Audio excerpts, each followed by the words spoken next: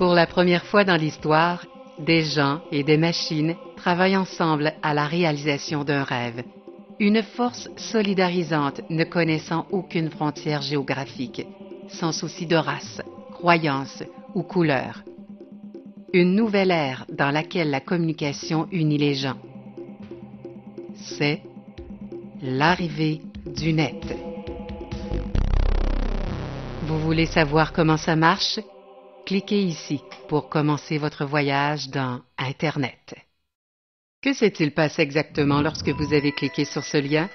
Vous avez libéré un flot d'informations. Cette information est acheminée à votre propre salle du courrier où M.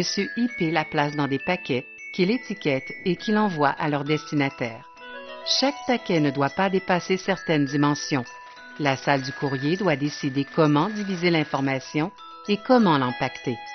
Le paquet IP a maintenant besoin d'une étiquette contenant des informations importantes comme l'adresse de l'expéditeur, l'adresse du destinataire et le type du paquet.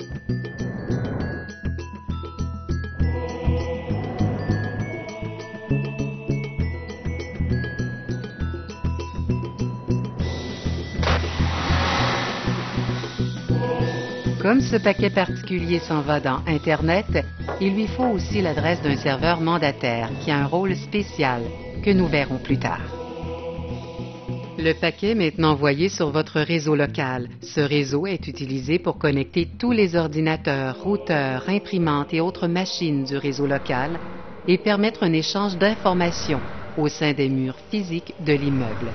Le réseau local est un endroit très peu contrôlé et, malheureusement, des accidents arrivent.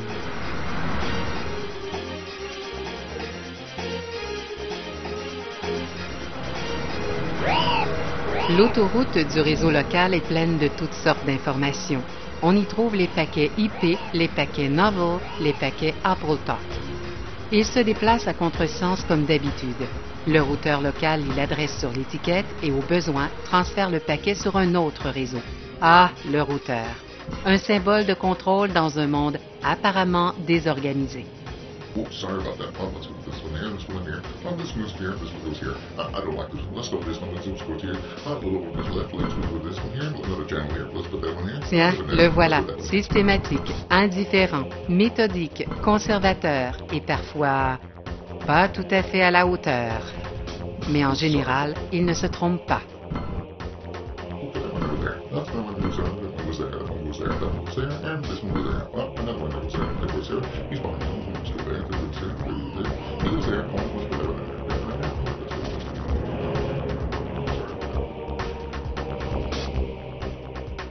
En quittant le routeur, les paquets se dirigent vers l'intranet de votre entreprise et vont droit au commutateur du routeur. Un peu plus efficace que le routeur, le commutateur du routeur joue un double jeu avec les paquets IP, les remettant adroitement sur le bon chemin, un peu si vous voulez comme un guide intelligent pour machine à boules numérique.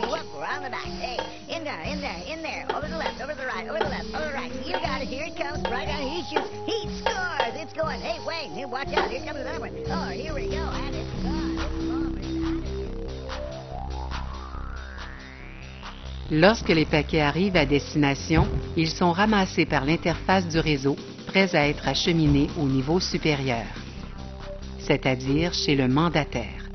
Le mandataire est utilisé par de nombreuses entreprises comme un intermédiaire dans le but de réduire la charge sur leur connexion Internet et aussi pour des raisons de sécurité. On peut voir que les paquets ont tous des dimensions qui varient selon leur contenu.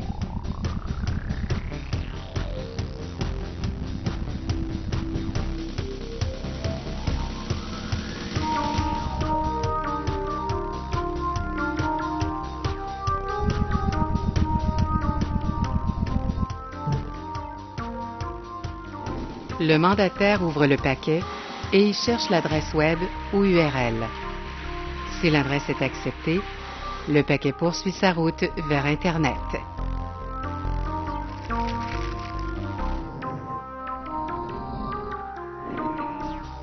Il existe cependant des adresses qui sont rejetées par le mandataire, c'est-à-dire en vertu des directives de la direction de votre entreprise. Ces paquets sont traités de façon sommaire. Nous n'allons pas toucher à cela. Par contre, si l'adresse est acceptée, le paquet reprend sa route.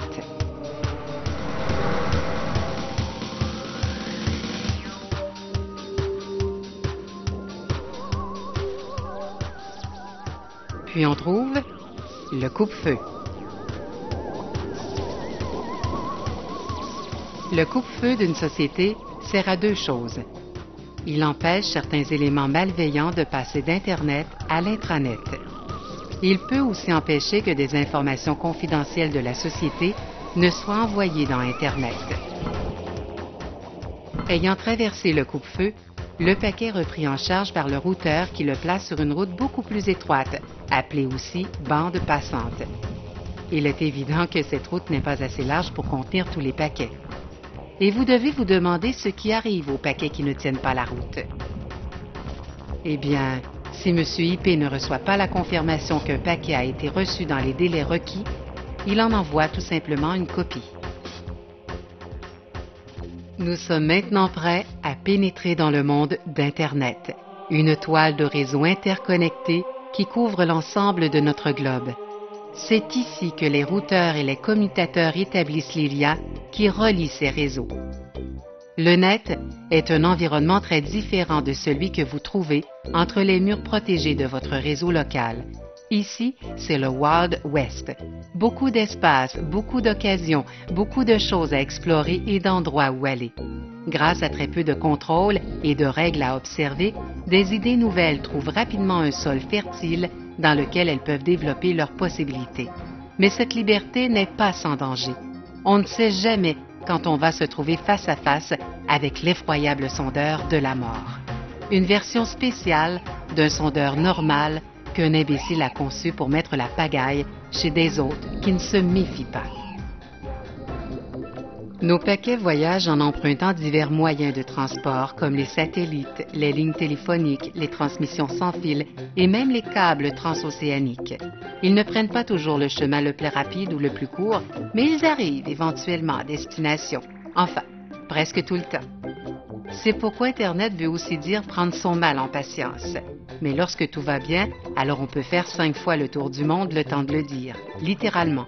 Et tout cela au prix d'un appel local et même moins. En fin de parcours, nous allons découvrir un autre coupe-feu. Selon votre perspective en tant que paquet de données, le coupe-feu peut être soit un bastion de sécurité, soit un adversaire dangereux. Tout dépend du camp auquel vous appartenez et de vos intentions. Le coupe-feu a été conçu pour ne laisser passer que les paquets qui répondent à ces critères. Ce coupe-feu fonctionne sur les ports 80 et 25. Toute tentative d'entrer par d'autres ports est vouée à l'échec.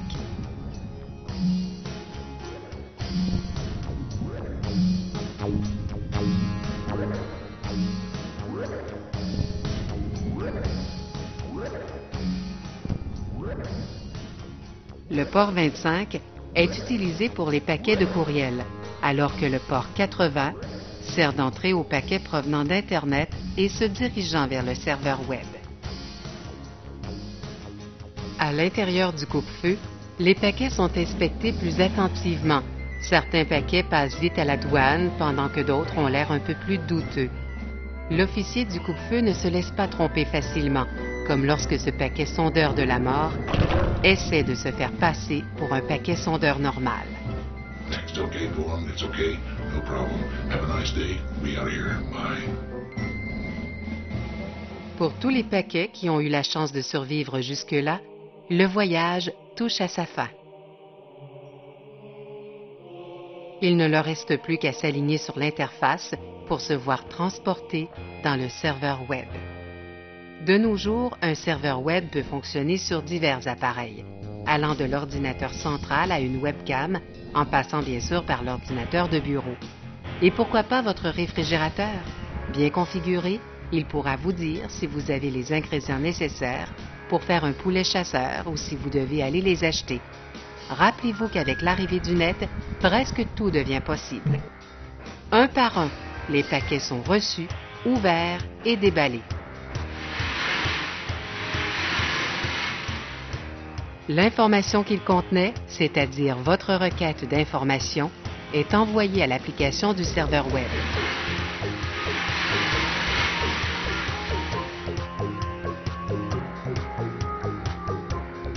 Le paquet lui-même est recyclé. Prêt à être utilisé une nouvelle fois, rempli de toute l'information que vous avez demandée. Adressé et remis sur le chemin du retour vers vous. De nouveau à travers le coupe-feu, les routeurs et Internet.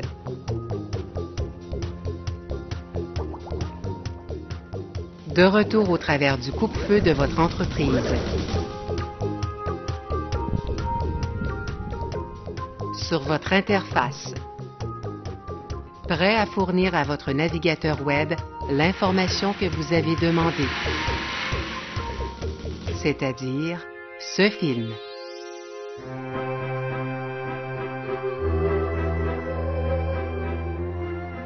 Heureux des efforts accomplis et ayant confiance en un monde meilleur, nos paquets de données chevauchent heureux vers le coucher de soleil d'une nouvelle journée, sachant qu'ils ont bien servi leur maître.